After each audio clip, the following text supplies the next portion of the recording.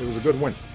And there's some things in there that I don't like, but that's the nature of legislation and compromise. And I think the system worked.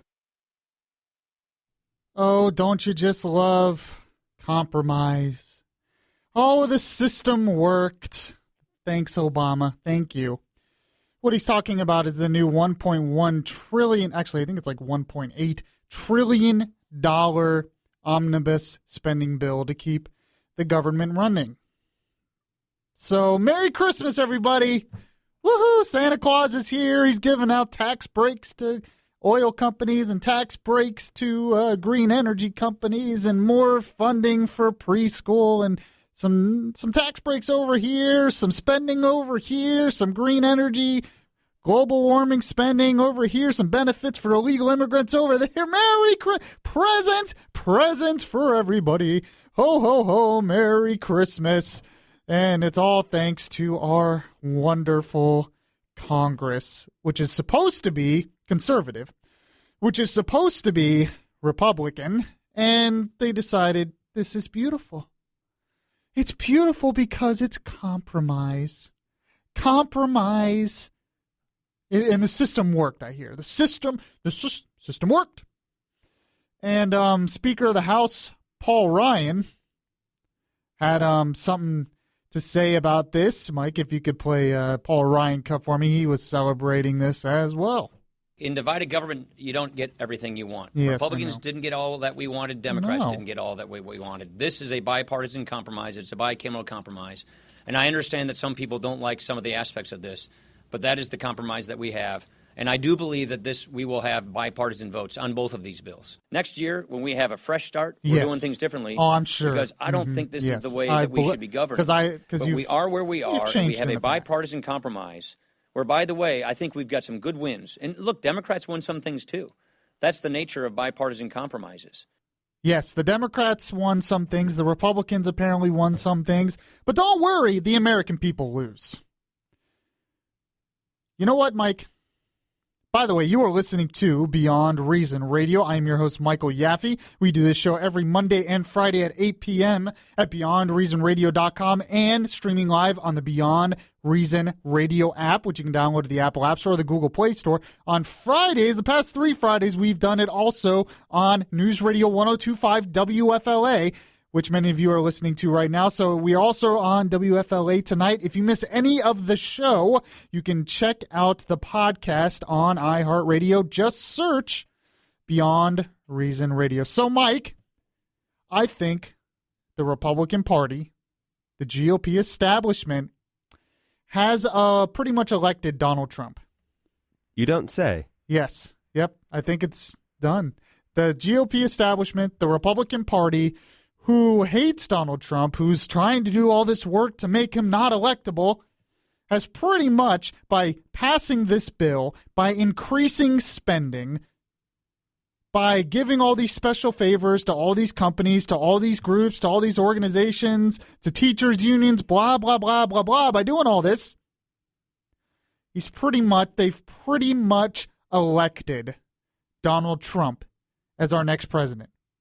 By the way, there's a new Fox poll out. He's up to 39% nationally in the Republican Party. Now they've elected him, or he's going to be the Republican? The Republican nominee. Well, yeah. I mean for the Republican nominee. Okay. Yeah, they've pretty much. Because you still feel that he's giving it to Hillary then. Yes. Okay. Yes, but I'm talking about in the primary. Yeah, they've elected him as thanks for clarifying that, Mike, by the way, but they pretty much have. And it's because he represents to a lot of people them being sick of this whole process. I mean, this is probably going to raise the deficit by hundreds of billions of dollars. It raises spending. We are almost, by the time the next president will be in office, we'll probably be over $20 trillion in debt. With that much debt, with that much deficits, we are still increasing spending. And we hear, well, Republicans had wins here, the Democrats had wins here because there were some tax cuts, but we're still increasing spending. I don't really care. I could go through a lot of things on in this bill. And I probably will a little bit later, a lot of the details of this bill. But I don't really care what you're spending it on. The fact is you are spending too much on everything. And the Republican Party, we had something that was working, at least a little bit. Not enough, but it was working. And that was the sequester cuts. The last spending bill pretty much got rid of the sequester cuts. This spending bill obliterates all of those sequester cuts that were at least lowering the yearly deficits. There were still $500 billion deficits every year, but they at least were getting lower. At least we were cutting the rate of increase of spending a little bit. But that's gone now. We couldn't even, the Republican Party, who owns the House of Representatives right now, who has the power of the purse, nothing can be spent without the approval of the House of Representatives, and they give it away. And pretty much in the process, they are going to make the Republican nominee the guy who they don't even like, because he, to a lot of people, represents being sick of this process.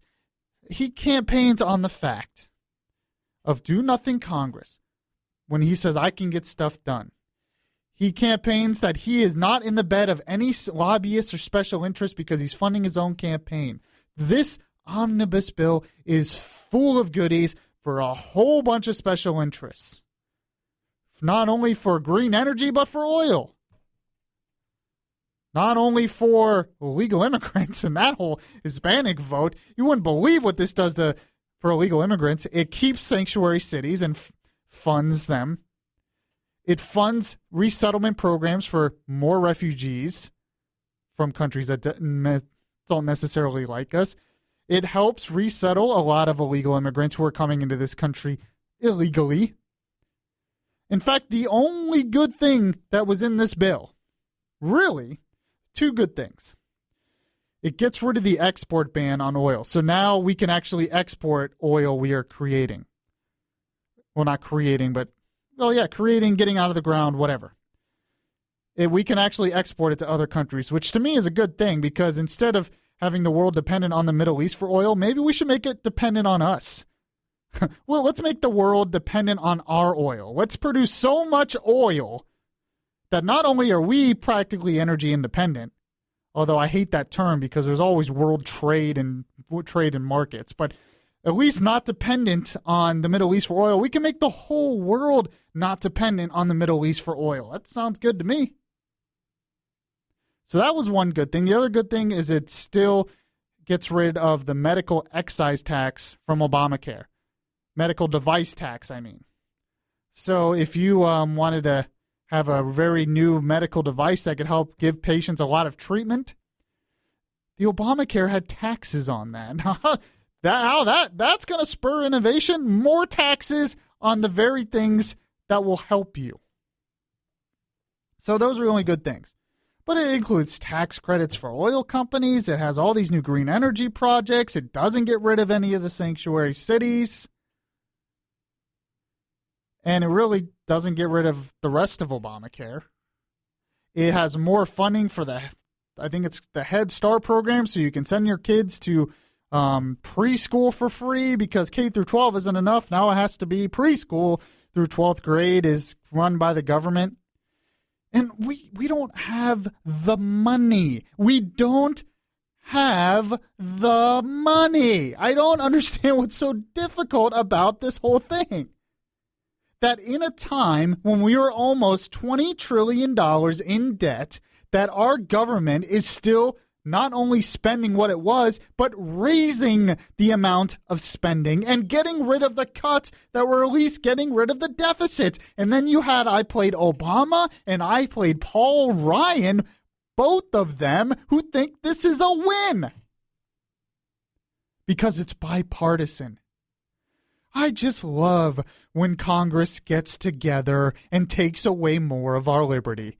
I just love when Congress gets together and takes away more of our money. 407-916-5400 if you have a comment on this. 407-916-5400. By the way, do you honestly think you, as a regular American citizen, are going to see any of the benefits from all this spending, from all these tax credits. None of them are really going to you. Very, very few of them, if any, are going to you. There's supposed to be some kind of tax credit for small businesses for research and development, whatever that means, and however you're going to get that. Why don't we just get rid of all the high tax rates so we all just pay the same low rate on everything and get rid of all these stupid credits and loopholes and subsidies and all this stuff? I'm trying to run a small business myself. I'm trying to start a small business for this radio show, for Beyond Reason Radio and BeyondReasonRadio.com. I doubt that I'm going to see any of these benefits from all this spending. When the sequester cuts happen, we heard all this complaining from Washington that all these cuts are killing us. It wasn't killing me. I didn't see what the big deal was. The country was still running. In fact, it was starting to run a little bit better. And we're like, no, we have to get this. So our Republicans and Democrats, who apparently are deadlocked in Congress, they're in a rush to get together and spend more of our money and take away more of our liberty. I would much rather the Republicans be deadlocked and shut down the government instead of spending more of our money and taking away more of our liberty. The future of our country is at stake. The interest on the debt is going to go up. And as the voice of the millennial generation, the voice of the Yaffee generation, my generation is going to have to pay for it. Michael Formasano's generation, executive producer, you're going to have to pay for it. I know. Our future kids are going to have to pay for it. And we can only kick this can down the road so much. We are more debt than our whole economy creates in 1 year. That's so frustrating. And we're not doing it. We can't even cut the rate of increase. Well, can't we tax the rich? That was my sarcasm voice. There's not enough rich. There's not enough money. You can't. I'm not even talking unfunded liabilities. I'm just talking regular debt. It's $18 trillion. Our economy makes about $17 trillion a year. If we took 100% of our gross domestic product from this past year, it would still not pay all of the debt. It's going to have to be paid for some way or another. And it's so frustrating that our supposed representatives in Congress, especially in the Republican Party, Paul Ryan, after Trump talked about his Muslim ban, and which I disagreed with, Paul Ryan made a big speech in front of the House of Representatives, big press conference. He said, this is not conservatism. Tell me, is raising spending by $66 billion and raising deficits by hundreds of billions of dollars, is that considered conservatism? I'm going to say no. I'm going to be a big no. But Santa Claus in Washington is coming to town. And yes, he might be giving special favors to corporations, but he's really coming to take more of your money. 407-916-5400. You are listening to Beyond Reason Radio here at BeyondReasonRadio.com and the Beyond Reason Radio app and News Radio 102.5 WFLA. If you heart Beyond Reason Radio, listen to the Beyond Reason Radio podcast on iHeartRadio. Just download the iHeartRadio app and search Beyond Reason Radio.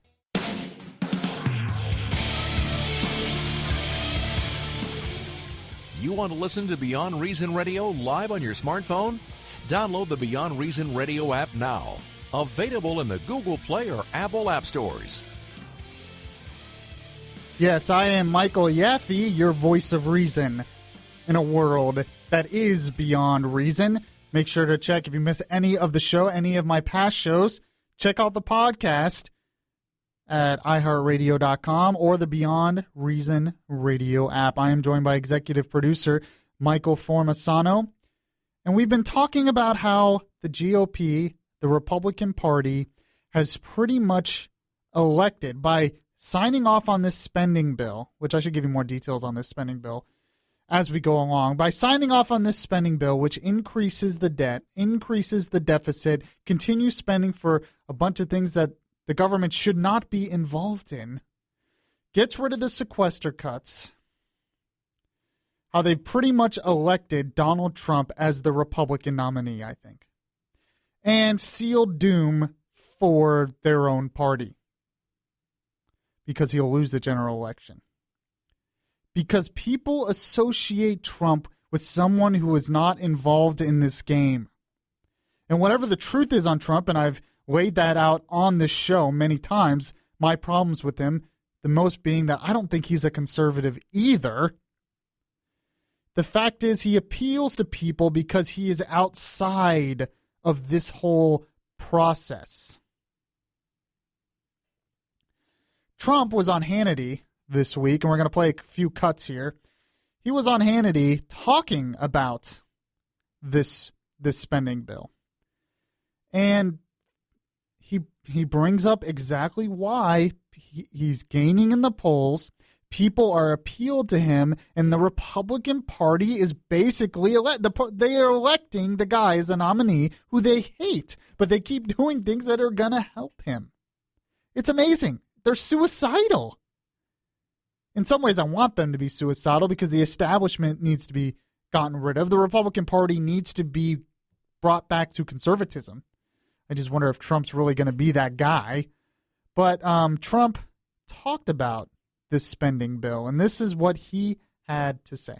Well, you know, the budget is very disappointing. You look at what's going on, and you look at Paul Ryan and how easy it seems to be for the Democrats to get whatever they want. And there's never any threat. There's never any negotiation, it seems. And it just gets bigger and bigger. And frankly, you know, in terms of security, we're getting all of the wrong things. But you look at what's going on with our budget process, it's a disaster. It's a joke. It's a joke. If it weren't so hurtful, you'd all start laughing right now. But it's very, very sad. These are people, I don't think they know anything about a budgetary process? I don't think so. And then you also take a look at this woman's Facebook, this horrible person with a fiancé passport. And you look at her Facebook, she practically told everybody what she's going to be doing in California. And nobody ever looked at that. So we're a country that's got a lot of problems, and we better get going fast because we truly don't know what we're doing. And he's right. I don't always say that about Trump, but he's right. They're so incompetent. He doesn't understand why they're doing it. Do they even understand how our budget process works? In a business, they cannot get away with all this deficit debt spending and survive. But that's what the government does in terms of national security. This bill is a complete disaster. In fact, it continues to fund Obama's executive action, which we see as unconstitutional, called the Deferred Action for Childhood Arrivals, which has granted around 700,000 illegal aliens with work permits, as well as the ability to receive tax credits and federal entitlement programs. That's right, this continues to fund those illegal programs because Congress gave up the power of the purse. Congress gave up their authority to stop the funding. That's how they would have to fight back. Oh, it's divided government and we need compromise. Like I said, I just love it when Congress gets together and compromises to take away more of our money and our liberty.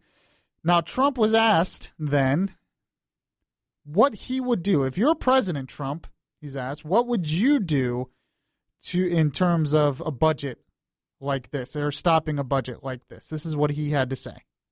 First of all, I've never seen anything like it. And, you know, if there's a shutdown, it won't be very long. And the biggest problem is every time anybody mentions that just as a threat, immediately the Republicans say, it'll never happen, it'll never happen. So now they've already lost the negotiation. Once they admit that it'll never happen, he's right about this. They've lost the negotiation.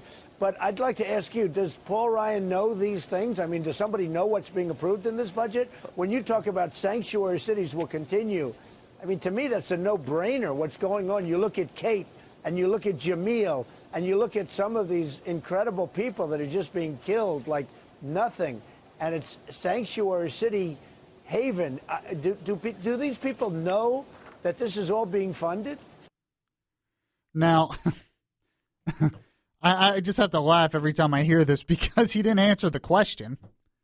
He was asked, literally, there, what would you do as president? And he's like, well, they're just failures and they don't know how to make a deal, and then he goes off on, do they even know? And it's like, dude, answer the question. But this is what Trump does.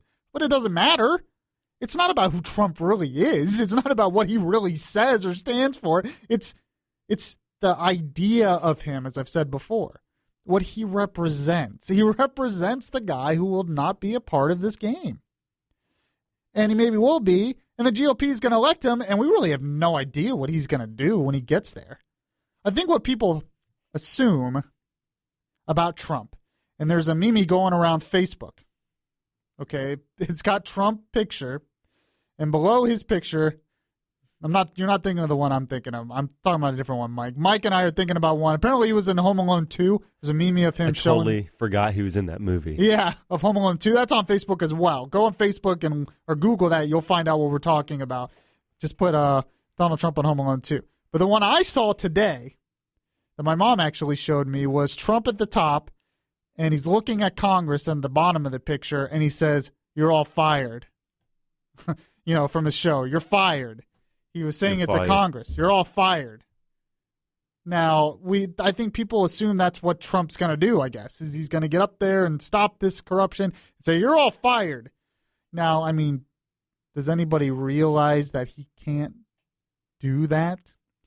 That by being so upset at Congress that we are swinging that pendulum all the way to the point where I think we would want a president to be able to do something like that. We would want a dictator to fire the voice of the people. Congress is the direct voice of the people, the direct representatives. And I think that's what people see now. And what we don't realize is the problem is us. We keep voting these people in there. Most of these people are incumbents. And we still vote them in, vote them out. And I know people that do this. But it scares me a little bit because of our visceral reaction to what Congress is doing right now, I'm afraid of what we're going to elect in response. That could be even worse. By the way, Trump, this is the last thing Trump said here in that interview. I want to play this here really quick. Donald Trump continues on this bill. Incredible.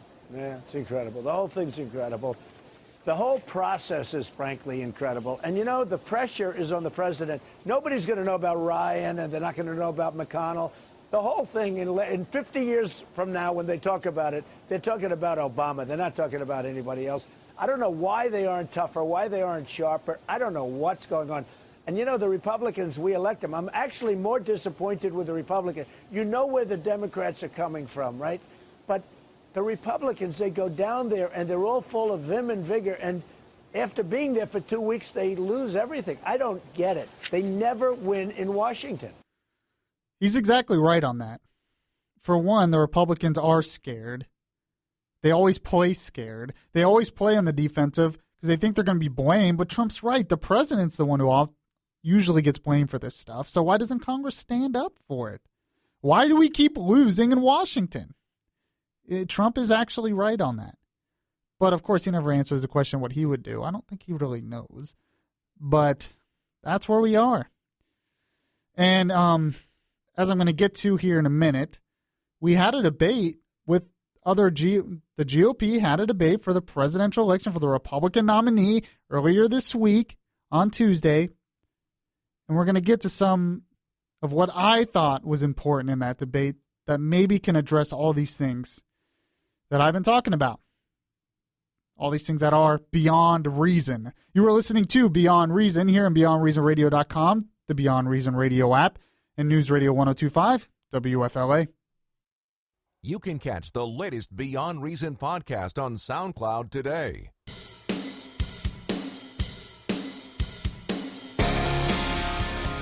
You know what's beyond reason? Yaffee is now on YouTube. Go to YouTube now and just search Beyond Reason Radio.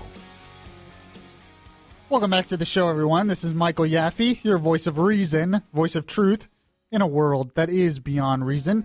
You're listening to Orlando's Smart Talk Radio here on News Radio 102.5 WFLA, BeyondReasonRadio.com, and live on the Beyond Reason Radio app. And one thing that was definitely Beyond Reason is Obama had a press conference earlier today where, of course, he had to take time out to once again talk about this. This is what Obama had to say. If you could play this cut, Mike. The American Republican Party is the only major party that I can think of in the advanced world that effectively denies climate change. I mean, it's an outlier. That many of the key signatories to this deal, the architects of this deal, come from center-right governments. Even the far-right parties in many of these countries, they may not like immigrants, for example, but they admit, yeah, the science tells us we got to do something about climate change. You Republicans, you're so stupid. Don't you get it? I mean, even those crazy far-right people from Europe who, like, hate minorities and immigrants, even they believe in climate change, but not you because you're so stupid. I mean, you're so bigoted and ignorant. I mean, yes, he's talking to half the country, but you're all so dumb because you deny climate change. Mr. President, do you realize that the satellite data actually shows the climate has not warmed in since 1998? Why are you denying? Heresy, blasphemy. Mr. President, do you realize that in some of the graph data that actually heat rose first before the rise in carbon? Even so, that could say that heat is. How could carbon be causing the rise in the change in the climate when it's rising after the change in the climate? Oh, stop! Oh, you so stupid, Republicans! Why do you keep making me laugh? What are you thinking? Do you realize, Mr. President, that it's been found that there was a whole scandal on emails by some researchers of climate change to show, and they were way off, that the climate hasn't warmed nearly as much as expected. And stop! I can't take it, you stupid Republican. Mr. President, do you realize that in the history of the planet, we're actually still in a pretty cold period in terms of the whole history of the planet, and that the climate has been changing for ever, and that the sun activity might have a lot to do with this? And the fact is, the climate's a lot more complicated than maybe we might have thought, that there might have been times where this has happened before with natural cycles, or maybe the sun, or maybe the fact that it just changes. Oh, get him out of here. Arrest him, put him in jail. How dare he deny my religion? I mean, my science. How dare he deny my religion? I mean, sorry. My science. How dare he deny the science? It's undeniable. It's undeniable. Mr. President, do you realize that the ice is actually increasing in Antarctica right now? That in parts of the Arctic is also increasing way beyond what they originally predicted in terms of these so-called global models. Why is he still here? Put him in jail. All right. So I had to get that out of my chest there. Obama calling us crazy because we might be skeptical, even though that's what science is all about. Okay, back to the GOP debate. Now, I'm sure you've all heard, if you didn't watch the debate with us at Doc Streetside Grill on Tuesday, I'm sure you've heard the highlights by now. You've heard all of the stuff about Marco Rubio versus Ted Cruz, and Ted Cruz won. Marco Rubio did well, but Ted Cruz showed Marco Rubio he's a liar and all this stuff, and Trump did okay, and Carson's done, and this is the newest. Cruz is gaining, Trump is gaining, and you've heard all this stuff about the GOP debate. But there was some things said at the debate that nobody is covering. And it was said by none other than Rand Paul. Now, a lot of people were ignoring him because maybe he doesn't have a chance. But he said something good in his opening statement. And then I'm going to point out after this why it was good and why this, not only this debate, but all of the debates, for the most part, have really frustrated me. Because the Republican Party even these so-called conservative candidates just don't seem to get it. And it seemed like in the last debate, the only one that really did get it was Rand Paul. And I'm not dissing necessarily any of the others like Ted Cruz, but the only one who really addressed what I think needs to be addressed was Rand Paul. This was his opening statement, and I think it needs to be played again because I think it was more profound than what people realize. Play that for me, Mike. The question is, how do we keep America safe from terrorism? Trump says we ought to close that internet thing. The question really is, what does he mean by that? Like they do in North Korea? Like they do in China? Rubio says we should collect all Americans' records all of the time. The Constitution says otherwise. I think they're both wrong. I think we defeat terrorism by showing them that we do not fear them. I think if we ban certain religions, if we censor the internet, I think that at that point the terrorists will have won. Regime change hasn't won. Toppling secular dictators in the Middle East has only led to chaos and the rise of radical Islam. I think if we want to defeat terrorism, I think if we truly are sincere about defeating terrorism, we need to quit arming the allies of ISIS. If we want to defeat terrorism, the boots on the ground need to be Arab boots on the ground. As Commander-in-Chief, I will do whatever it takes to defend America. But in defending America, we cannot lose what America stands for. Today is the Bill of Rights anniversary. I hope we will remember that and cherish that in the fight on terrorism. I really liked what he had to say there for the most part. Because what he was addressing was more than just, I'm going to fight the terrorists. More than just, I'm going to fix government. More than just, I'm going to stop the problems in Washington. It went back to the core question that needs to be asked, that needs to be addressed, and it needs to be addressed by conservatives. What is the role of government? There was so much in that debate, especially from the likes of like Marco Rubio and Chris Christie, and they would get up there and they would tell us how I'm going to keep you safe.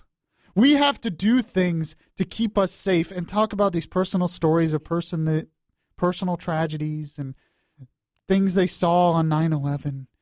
And I'm going to prevent a 9/11.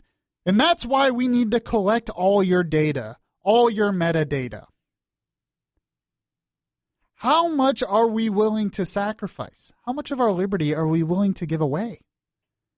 How much of our Constitution are we willing to give away? At the end of that, he says, are we willing to give away our values?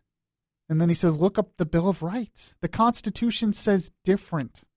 I hear all these people, these strong men like Rubio and Christie and others who talk about how we need to do all these things.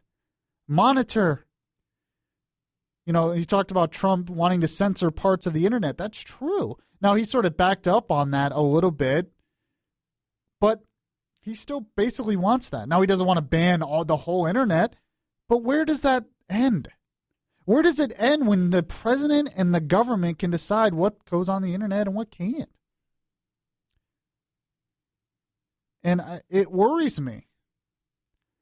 And collecting all the metadata, that includes all the metadata from American citizens, tracking where they're making phone calls, and sometimes tracking their phone calls.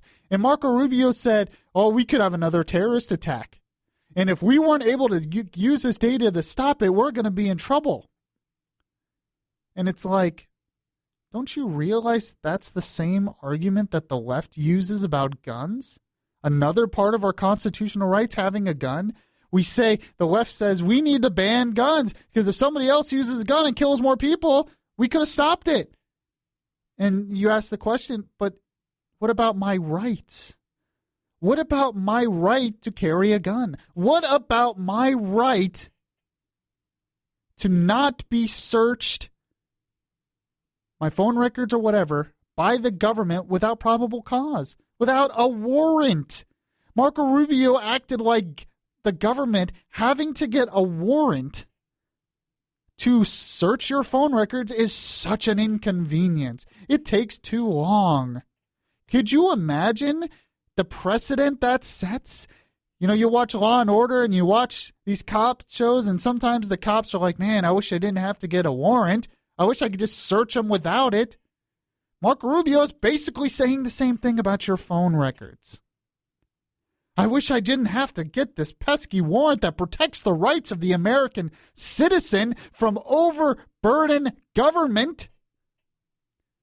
They forget why this country was founded, what the role of government is. The role of government is to protect your liberty and your rights. And the whole reason the Bill of Rights were put into place was to make sure the government did not overreach. Because what is the point of stopping terrorists if we have tyranny here at home from our own government? I'm not saying we shouldn't fight terrorists. I'm not saying we shouldn't be actively searching out for them. I'm not saying we shouldn't be spreading our values across the world to fight their radical ideology. I'm not saying we shouldn't have a strong military. But I don't want to give up my right as an American citizen to carry a gun or whatever it could be for free speech because I want to feel safe. I often mention this on the show, and I'm going to mention it again. I'm often reminded when Patrick Henry, in the beginnings of the American Revolution, he made his famous speech, and he talked about how we needed to arm the militia. And he was in the Virginia House of Burgesses. And he said at the end, some might cry peace, peace. And he said, but I say, give me liberty or give me death. I don't think we really think about what that means anymore. There were so many during the Revolution at the time who were willing to compromise with the British, who were taking away their liberty at every turn. And he said, we cannot compromise with those who take away our liberty. I say, forget peace. Give me liberty or give me death. But now we hear slogans like Donald Trump, let's make America safe again. We hear Rubio and Chris Christie and others, frankly, who say they're going to keep us safe.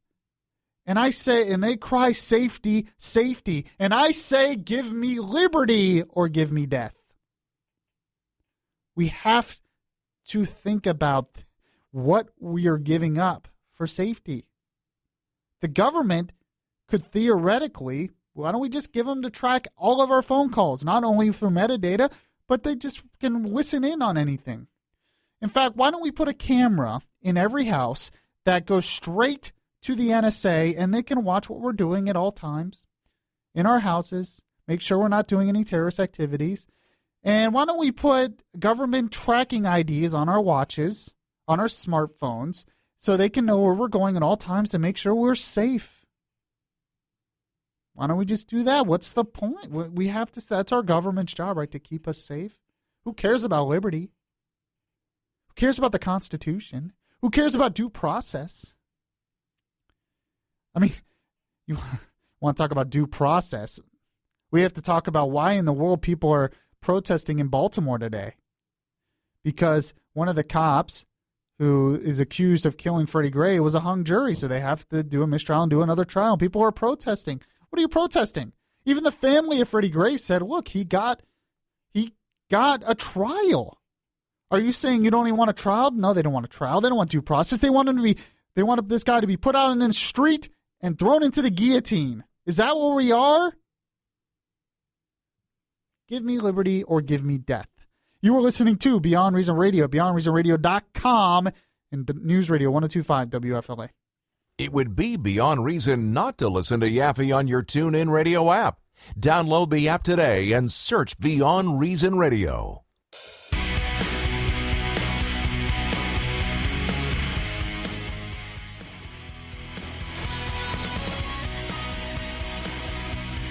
You can now listen to the voice of the millennial generation on Podbean. Download the app or go to beyondreasonradio.podbean.com.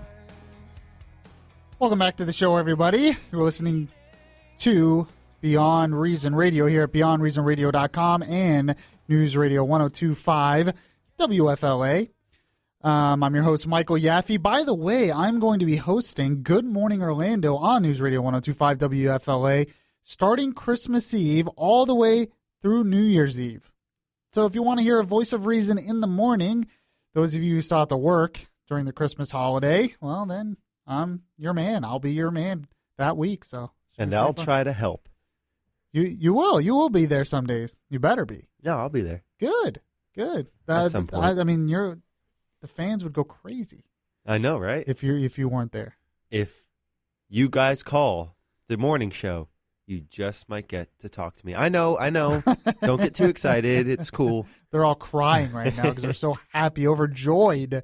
Don't even know who I am. Oh, stop. Anyway, so yeah, I will be hosting. So, and if you like it, tell your friends. If you like this show, tell your friends, by the way. Share it on Facebook. Go to Facebook.com/Beyond Reason Radio. Tell me what you think is Beyond Reason and share the show with your friends. The show's growing all the time. By the way, speaking of Christmas, Mr. Mike, what does Michael Formasano, executive producer, do on the Christmas holiday? Well, this year I'm planning on going down to South Florida, visit my family.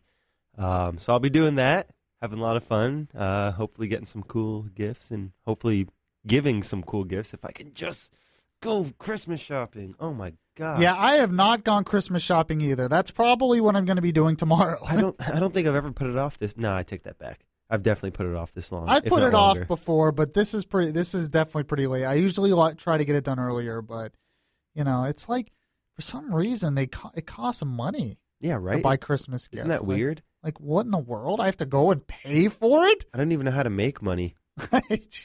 Yeah, in this I'm business. a millennial. In this business. Yeah, don't worry. The government will take away more of your money in the future, too. So. Oh, gosh, it hurts. So look forward to that. Yeah. By the way, you were out at downtown Disney last night seeing I have to stop you there because it's now Disney Springs, and they make sure you know it. Oh, really? Oh, yeah. Now, how much has changed? Because I haven't been there in a while. Not much has changed. I mean, yeah, they're just they've done some renovations, expanded some areas, but they're trying to make it more, I don't know, they're trying to get rid of the whole downtown Disney brand. Yeah, they just gave it to City Walk. They're like, City Walk, you can have it. We lost, fine. We don't need Pleasure Island anymore. You can just have it. And so, there you go. I haven't been there since the whole change. It's going to be nice once all the construction is finished. But you told me that the crowds for Star Wars. Oh, man, yes. There were so many Star Wars fans last night. They actually had to put down lanes with tape, like, on the big open plaza and separate them into rows. There was was there like a dark side lane and a Jedi lane? Kinda. I mean, there was so many people were dressed up. It looked like maybe they were grouping together. Maybe. I really want to see the movie. I love J.J. Abrams. Although the new Star Trek movie coming out next year, Star Trek Beyond, looks like it's going to be awful. I saw the trailer for it. Looks like it's going to be terrible, and that's because J.J. Abrams didn't direct it because he was busy with Star Wars. True. I'm a little upset. I've never really followed Star Trek as much, but I need to refresh myself. I did not until the new movies came out. When the new movies came out, oh yeah, both J.J. Abrams movies are so good. I got into Star Trek because of it. So I'm going to have to refresh myself on some Star Wars, and who knows, maybe I'll catch the other one as well. Right. All right, we're about to end the show, but I wanted to read you a verse. This is actually from Philippians as well, but it's from chapter 2. And I thought it was good because it mentions what I think Christmas is all about. In your relationships with one another, have the same mindset as Christ Jesus, who being in very nature God, did not consider equality with God something to be used to his own advantage. Rather, he made himself nothing by taking the very nature of a servant, being made in human likeness, starting at Christmas, and being found in appearance as a man, he humbled himself by becoming obedient to death, even death to a cross. Therefore, God exalted him to the highest place and gave him the name that is above every name. Beyond Reason Radio, I will check you guys out next time. Merry Christmas.